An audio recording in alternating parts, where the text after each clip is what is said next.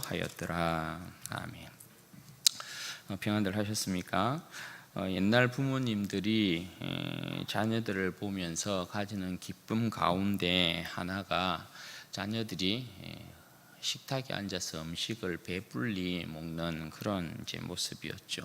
배고팠던 시절 돈 벌어서 한상 아이들 앞에 푸짐하게 차려놓고 아이들이 그것을 먹는 모습을 보면 부모님들의 마음이 그처럼 기쁠 수가 없었습니다. 고된 하루살이 인생의 새로운 힘을 자녀들에게서 얻었던 것이 바로 우리 부모님 세대였죠.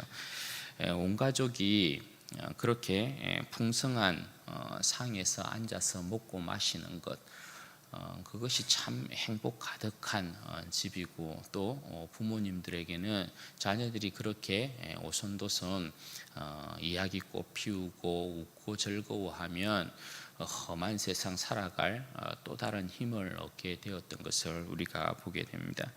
오늘 본문의 내용도 그런 모습 보여주고 있다고 할 수 있겠는데요. 오늘 본문 내용은 요셉의 형제들이 곡식을 사기 위해 두 번째로 애굽으로 내려가서 요셉 앞에 서 있는 그러한 장면입니다.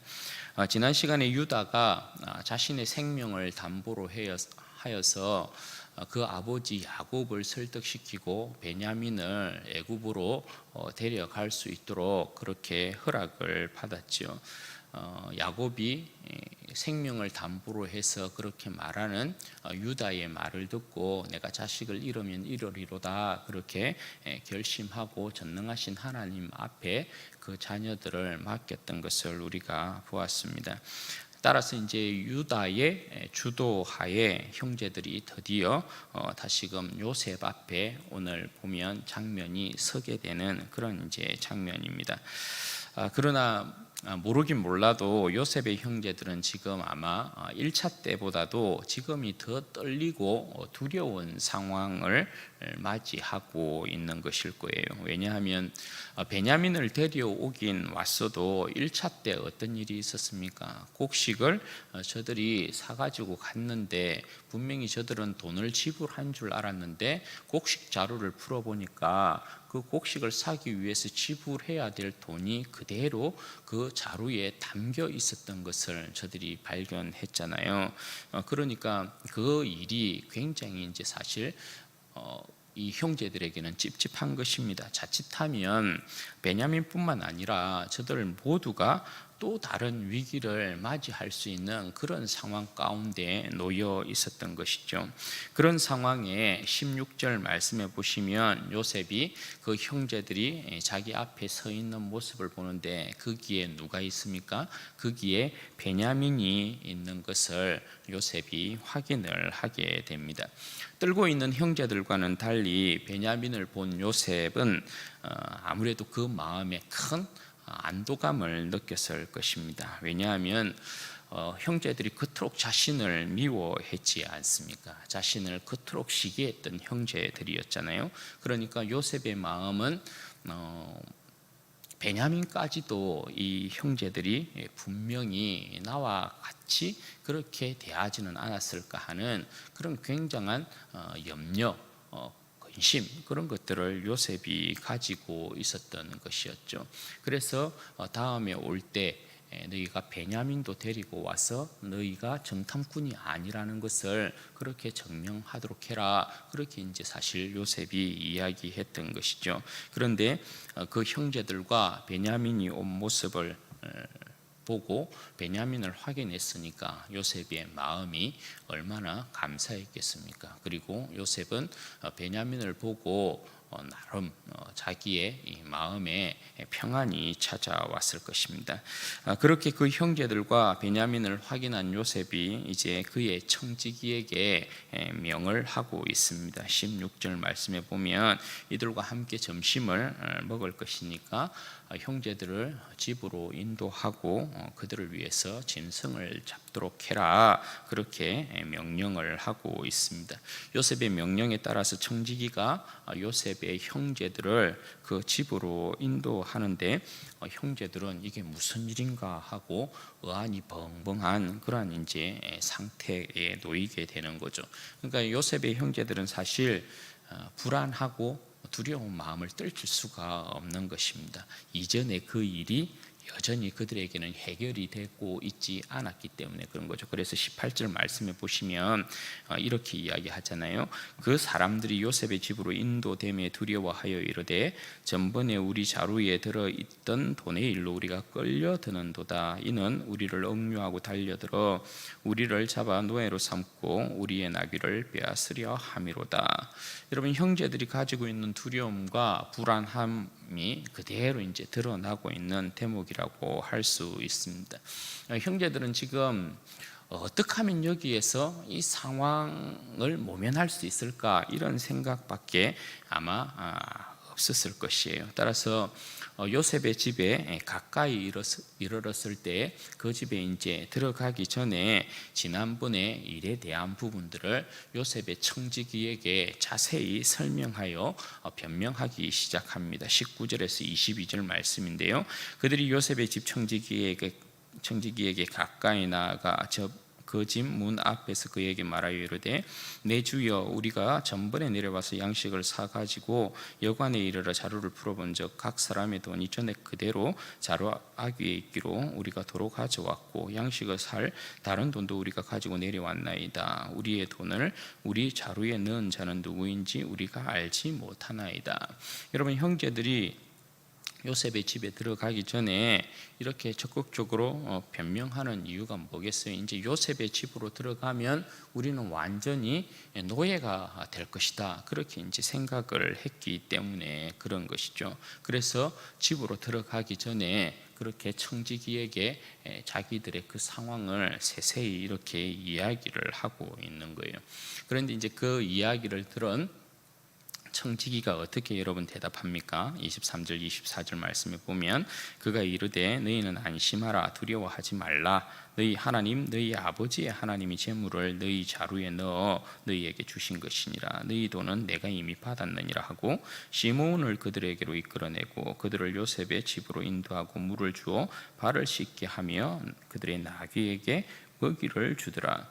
여러분, 청지기가 저들이 전혀 기대하고 있지 않았던 따뜻하고 온유한 말로 저들을 안심을 시켜주고 있습니다. 그것도 저들이 믿고 있는 하나님께서 저들에게 선함으로 그 모든 일들을 다 했다, 그렇게 이야기를 하니까 요셉의 형제들이 얼마나 여러분 어리둥절했겠습니까? 이것을 믿어야 되나 말아야 되나 판단이 잘 안 서는 그런 상황 가운데 있었던 것이죠. 그런데 이 청지기의 말을 믿어도 된다라는 그 증거로 여러분 어떻게 하고 있어요? 그 청지기가 볼모로 잡혀 있었던 시몬을 그들에게 딱 데리고 오는 것입니다. 그리고 그들을 집으로 인도하더니 발 씻을 물을 이렇게 딱 내어주고 나귀에게도 물을 먹이도 주고 그렇게 이제 하고 있는 거죠. 그러니까 이제 그 모습을 보고 형제들이 이것이 우리를 노예로 잡으려고 하는 것은 아니고 우리에게 선을 베풀어 주는구나, 호의를 베풀어 주는구나, 그렇게 이제 생각을 했던 것이죠. 그리고 청지기가 요셉의 형제들에게 한 가지를 더 이렇게 이야기를 하죠. 나의 주인께서 당신들과 함께 점심을 먹겠다고 했다, 그 말을 이제 형제들에게 알려줍니다. 그 말을 들은 이제 형제들은 요셉을 맞이할 준비를 하는 거죠. 예물을 정돈하고 요셉을 맞을 준비를 하는데 26절 말씀에 보면 드디어 요셉이 집에 도착하고 있습니다. 그들이 집에 도착한 요셉을 보고 다시 한번 어떻게 해요? 절하고 있습니다. 요셉의 그 꿈대로 요셉이 그 형제들을 부양하는 자다라는 것을 다시 한번 확인을 시키고 있는 거죠. 요셉이 그렇게 그들과 대면하고 먼저 아버지의 안부를 물어보고 있습니다. 27절 28절 말씀인데요. 너희 아버지 그 노인은 안녕하시냐, 지금까지 생존해 계시느냐, 그렇게 물어보고 그 안부에 대하여서 또 요셉의 형제들이 평안하게 잘 지내고 있습니다, 그렇게 이야기를 합니다. 요셉은 이제 그 아버지의 소식까지 들었으니까 굉장히 그 마음에 안심이 되었을 것이에요. 그렇게 아버지의 안부를 물어본 요셉이 이제는 누구를 주목합니까? 그 동생 베냐민을 주목해요. 29절에 보면 요셉이 눈을 들어 자기 어머니의 아들 자기 동생 베냐민을 보고 이르되 너희가 내게 말하던 너희 작은 동생이 이 아이냐? 그가 또 이르되 소자여 하나님이 내게 은혜 베푸시기를 원하노라. 여러분, 요셉이 이때 감정이 얼마나 여러분 북받쳤겠습니까? 얼마나 오랫동안 보지 못하였던 동생이었습니까? 그런데 그 동생이 자기 눈앞에 딱 있는 거예요. 그러니까 요셉이 감정을 주체를 할 수가 없는 거죠. 그도 그럴 것이 요셉의 인생이 여러분 얼마나 험난했습니까? 17세 때 꿈을 꾸고 13년 동안 말할 수 없는 고생을 한 사람이 요셉 아니겠습니까? 험난한 인생길을 돌고 돌아온 요셉이라고 할 수 있단 말이죠. 그런데 그 앞에 드디어 그 동생이 딱 서 있는 것입니다. 고진감래의 그런 이제 열매를 보고 있는 것이니까 그만큼 요셉의 감정이 북받쳐오는 그런 이제 부분들이라고 할 수 있겠죠. 그렇게 요셉이 감정이 북받쳐 오니까 그들 앞에서 울지를 못하니까요, 자리를 피해서 그가 좀 눈물을 쏟고 감정을 추스리고 그렇게 이제 나와서 음식을 차리도록 그렇게 명령을 하고 있습니다. 여러분, 그렇게 요셉의 명대로 음식을 차리고 그 형제들이 요셉과 함께 식사를 하게 되는데요. 32절에서 34절 말씀 보십시오. 그들이 요셉에게 따로 차리고 형제들에게 따로 차리고 그와 함께 먹는 애굽 사람에게도 따로 차리니 애굽 사람은 히브리 사람과 같이 먹으면 부정을 입음이었더라. 그들이 요셉 앞에 앉되 그들의 나이에 따라 앉히게 되니 그들이 서로 이상히 여겼더라. 요셉이 자기 음식을 그들에게 주되 베냐민에게는 다른 사람보다 5배나 주매 그들이 마시며 요셉과 함께 즐거워하였더라. 여러분, 여기에 보면 좀 특징들이 있죠. 그 특징들이 뭡니까? 상을 차리는데 다 상을 따로 차리고 있다는 것입니다. 요셉의 상 따로 차리고 보형제들의 상 따로 차리고 또 애굽 사람들의 상 따로 이렇게 차리고 있습니다. 왜 그렇다고요? 32절에 보면 애굽 사람들은 히브리 사람들과 함께 먹으면 부정을 입는다, 그렇게 이제 생각을 했다라는 것입니다. 그만큼 여러분, 애굽 사람들에게 있어서 이 히브리 사람들은 천대받는 그런 이제 사람들이었다라는 것입니다. 그런데 그런 자들을 애굽의 총리 그 집에서 그들을 맞이하고 그들과 함께 음식을 먹고 있으니까 얼마나 여러분 융숭한 대접을 그냥 하고 있는 것인가, 거기에 대한 부분을 우리가 생각해 볼 수 있는 거죠. 그리고 여기서 특징적인 또 다른 모습이 뭐냐면 요셉이 그 형제들의 이제 상을 차릴 때에 형제들의 그 순서대로 그들을 상에 앉혔다라는 것입니다. 르우벤으로부터 시작해서 베냐민까지 이렇게 쭉 차수에 따라서 앉혔다라는 거죠. 왜 그랬을까요? 오랫동안 이제 헤어져 있었던 상황이잖아요. 그러니까 뭐 형제들을 더 똑똑히 이렇게 보고 싶었던 그런 마음이 있었겠죠. 제일 큰 형 르우벤, 그 다음에 시므온, 레위, 유다, 갓, 뭐 이렇게 납달리, 아셀, 뭐 이사갈, 스불론 하나 이렇게 이제 다 확인을 이렇게 했겠죠. 그리고 막내 동생 베냐민까지. 그렇게 이제 요셉이 그 모든 형제들을 차수에 따라서 자기 상에 앉혀놓고 보고 있는 것입니다. 그런데 여기에서 이제 더욱더 중요한 내용은 뭐냐면 34절에 있는 내용이라고 할 수 있죠. 요셉이 그렇게 차수에 따라 형제들을 쭉 앉히고 어떻게 했다고요? 자기 음식을 형제들에게 주었다. 그렇게 이야기를 하고 있어요. 여기서 다시 한번 여러분 우리가 직접적으로 확인하는 게 뭐예요? 하나님께서 요셉을 그 형제들의 부양자로 세웠다라는 것을 다시 한번 우리는 직접적으로 확인할 수 있는 것입니다. 그리고 베냐민에게는 특징적으로다가 5배나 더 주었다라는 것입니다. 왜요? 친동생이니까 그렇게 했다라는 것입니다. 그렇게 그들이 요셉이 베푼 상에서 함께 먹고 마시면서 기쁨과 즐거움을 만끽했다. 그렇게 오늘 성경은 말씀해 주고 있습니다. 여러분 온 세상이 다 흉년입니다. 다 흉년 가운데 있는 그 상황에서 오늘 요셉의 형제들은 요셉이 그의 집으로 인도하여서 그가 내어준 음식을 먹고 마시면서 그 안에서 행복했다, 즐거워했다, 기뻐했다. 그렇게 말씀하고 있습니다. 이것이 요셉을 통하여서 하나님께서 그 가족을 구원하고 계신 그러한 복된 모습입니다. 사랑하는 여러분,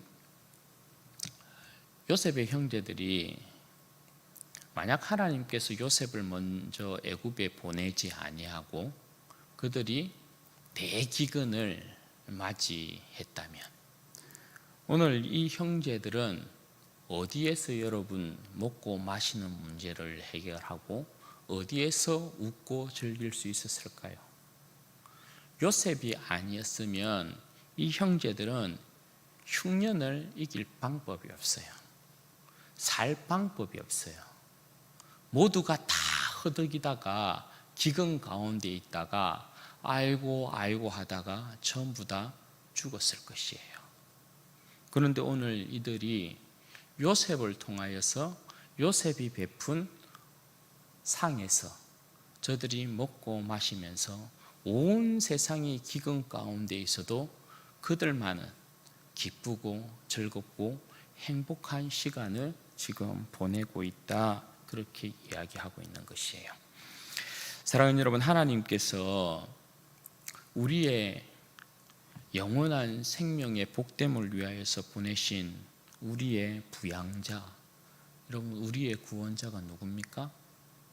예수 그리스도십니다. 여러분 야곱과 그 가정을 구원하시기 위해서는 그 형제 중에 요셉을 하나님께서 택하셔서 하나님의 그 구원 역사를 이루셨는데요. 우리를 죄와 사망의 권세에서부터 구원해 내시기 위하여서는 하나님께서 우리들의 맏형이신 예수 그리스도, 하나님의 아들이신 예수 그리스도를 이 땅 가운데 보내셨다는 것입니다. 그리고 그 예수 그리스도를 우리의 영원한 형제 중에서 맏형으로서 우리를 자신의 형제로 삼는 것을 부끄러워하지 아니하시고 우리로 하여금 예수 그리스도께서 베푸신 그 영광스러운 상에 앉게 하셨다라는 것입니다. 여러분 우리 주님은 우리 가운데 오셔서 우리를 위해서 상을 베풀어 놓으시고 그 누구도 차별하지 않습니다. 우리의 여러분 부정함 때문에 상을 따로 차리시지도 않으시고요, 차소에 따라서 앉히시지도 않습니다. 누구는 친동생이라고 해서 음식을 5배나 더 주고 누구는 아니라고 해서 적게 주고 이런 거 없어요. 우리 주님은 우리 모두를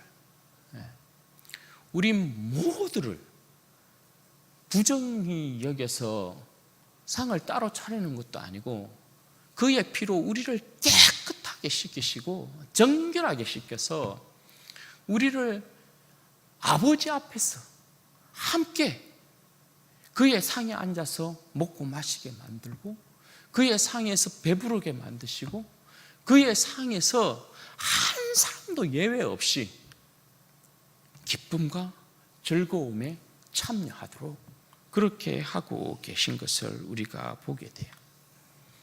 사랑하는 여러분, 주님께서 우리를 위하여서 차리신 상은 절대 여러분 허접한 상이 아니에요. 한낱 짐승을 잡고 이런저런 산의 진미를 상에 올려놓고 먹고 마시면서 배부르게 한 그런 상이 여러분 결단코 아니라는 것이에요.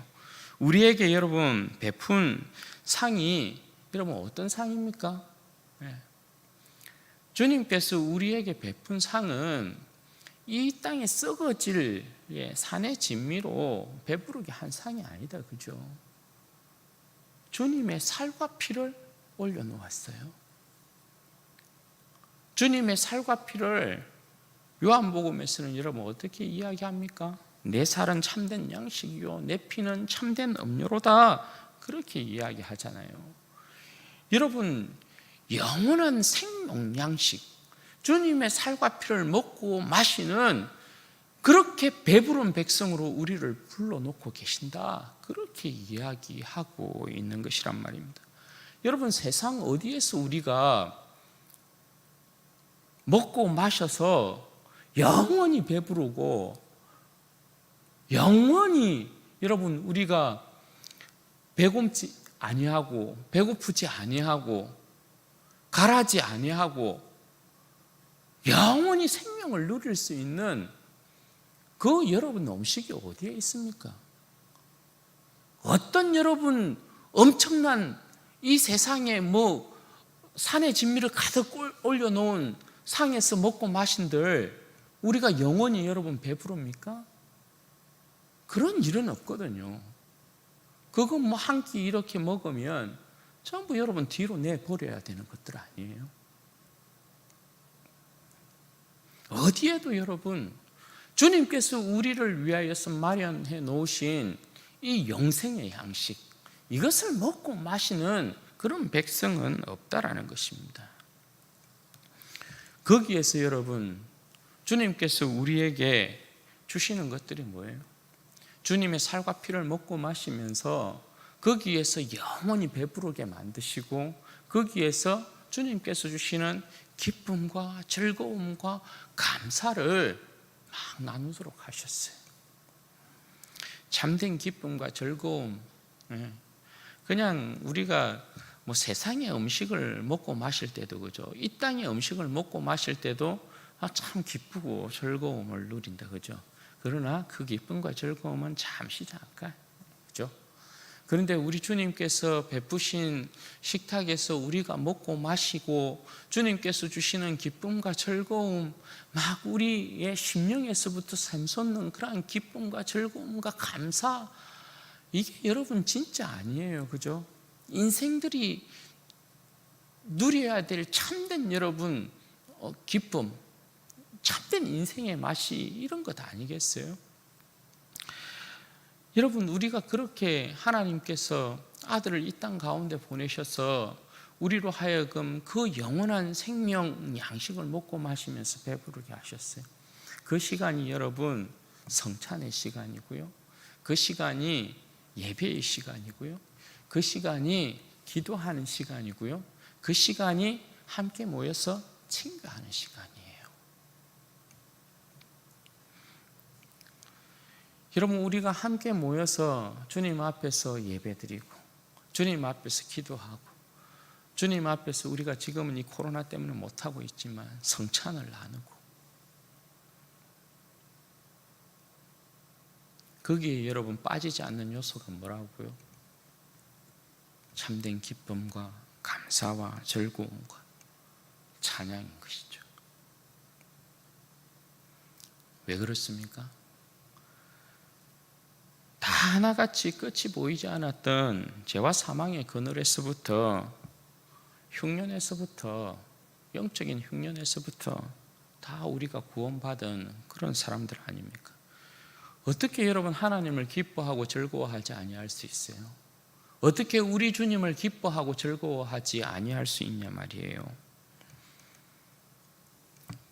여러분, 이 흉흉한 세상 가운데서 여러분들은 주님의 상에서 앉아서 먹고 마시고 있습니까? 매일 주님과 함께 주님을 기뻐하고 즐거워하고 있느냐 말입니다. 여러분, 주님의 상을 떠나면 이 흉년의 배고픔에서 절대 여러분 벗어날 수 없습니다. 아무리 세상의 먹거리가 풍성해 보이고 마실 것이 넘쳐나도 주님의 살과 피를 먹고 마심 외에는 다시 배고프고 다시 목마르게 되어 있다는 거예요. 여러분, 지금 보면 이 흉흉한 세상 가운데에서 주님의 상에 앉지 못하고 허기진 채로 돌아다니고 있는 백성들 굉장히 많이 보입니다. 주님의 상에서 떠나 있는 많은 사람들 보입니다. 예배의 자리, 기도의 자리, 친교의 자리, 많은 주의 백성들이 떠나 있는 것을 보게 됩니다. 여러분, 그들이 주님께서 베푸신 상을 떠나서 어디에서 진짜 배부를 수 있을까요? 어디에서 여러분 진짜 그들 가운데, 이 힘들고 어려운 세상 가운데 기쁨을 여러분 누릴 수 있고 즐거움과 행복을 여러분 만끽할 수 있고 감사를 여러분 느낄 수 있을까요? 주님의 상이 기쁨과 감사와 즐거움과 행복, 이 모든 것이 넘쳐나는 권한지란 말입니다. 지금의 작금의 이 교회의 상황들을 보면 코로나 상황이 지금 덮고 있는 때이니까요. 이 코로나 상황 때문에 교회에서 모임이 허락되고 그래도 예배 드릴 수 있다라고 이야기를 함에도 불구하고 거의 딱 평균이 40%? 30-40% 정도가 기본적으로 전부 다 주님의 상에서 떠나 있어요. 예배의 자리 사모하지 않아요. 기도의 자리 사모하지 않아요. 친교의 자리 사모하지 않아요. 전부 세상 밖으로 나가 있어요. 세상 밖에서 여러분 주님의 상에 앉아서 참된 기쁨과 즐거움과 감사, 참된 생명의 복을 누리는 우리들이 주님의 상에 앉지 못하고 세상 가운데 여러분 나가게 되면 세상의 거짓된 것으로 자기들을 채우게 되겠죠, 그렇죠? 네. 세상의 거짓 기쁨들, 거짓 즐거움들, 그것들로 자기의 영혼들을 채우려고 하는 거예요. 그걸로 만족하려고 하는 거예요. 그런데 거기에 참된 만족이 있습니까? 그게 참된 만족이 없죠. 그래서 계속 가라하게 되는 거예요. 가라면 더 깊은 것을 원하게 되잖아요. 더 뭔가 자기를 채우는 것을 찾고 싶어 하잖아요. 그래서 제약이 깊은 수렁으로 빠지는 거게 되는 거거든요. 나중에 보면 헤어나오지 못할 정도의 그런 영적인 피폐한 상태가 되어 있게 돼요. 여러분, 다른 거 없어요. 우리는 분명하게 하나님께서 우리의 생명을 위하여서 베풀어 놓은 생명의 상이 그 아들 예수 그리스도로 말미암는 상이에요. 주님께서 우리를 위하여서 자신의 살과 피를 내어놓은 그 상이에요. 예배의 자리, 기도의 자리, 친교의 자리, 그것 외에 다른 곳에 앉아서 히히덕거리고 다른 곳에서 즐거움을 찾고 하면 그건 전부 다 사망으로 가는 길이에요. 주님의 상을 떠나면 거대한 흉년이 덮고 있다는 사실을 알아야 해요. 그러므로 여러분, 우리 모두는 언제나 주님의 상에 앉는 것을 기뻐하고 즐거워하시기를 바랍니다. 주님께서 베풀어 놓으신 그 상에 앉아서 주님의 살과 피를 먹고 마시고 그 안에서 진짜 영적으로 배부름을 누리고 기쁨과 즐거움과 행복과 감사가 넘쳐나고 예배 자리 때마다, 예배에 올 때마다, 기도할 때마다, 성도들과 함께 친교를 나눌 때마다 그런 모습들이 풍성하게 여러분 나타나야 돼요. 그것이 지금의 이 흉흉한 세상을, 흉한 이 세상을, 어두운 이 세상을 이기는 유일한 여러분 비결인 거예요. 아버지 하나님께서는, 우리의 하나님 아버지께서는 그런 거 원하시는 거거든요. 다 한결같이 주의 백성들이 아버지께서 아들을 통해서 마련해 놓으신 이 생명의 상에서 앉아서 함께 먹고 마시고 즐거워하는 걸 원하시는 것이죠. 어떤 사람은 자기가 먼저 먹겠다고 그렇게 하는 사람도 있고, 또 어떤 사람은 자기만 배부르겠다고 욕심내는 사람도 있고. 그러면 여러분 안 되는 거죠. 요셉의 상에서 모든 형제들이 기뻐하고 즐거워했던 것처럼 주님의 상에 앉은 주의 백성들은 다 함께 기뻐하고 즐거워하고 함께 하나님 안에서의 행복을 누릴 수 있어야 돼요. 그것이 진짜 그 백성들의 모습이란 말입니다. 다 주님의 상으로 불렀는데 어떤 사람은 저 멀리 가 있고, 어떤 사람은 자기가 먼저 먹겠다고 자기가 먼저 배부르겠다고 먼저 먹는 사람들도 있고, 음식 차려놓고 그런 일 있으면 안 되는 것이거든요. 주님께서 우리에게 마련해 놓으신, 우리를 위해서 차려놓은 이 상이 보통 상이 아니잖아요. 우리 부모님들도 그렇잖아요.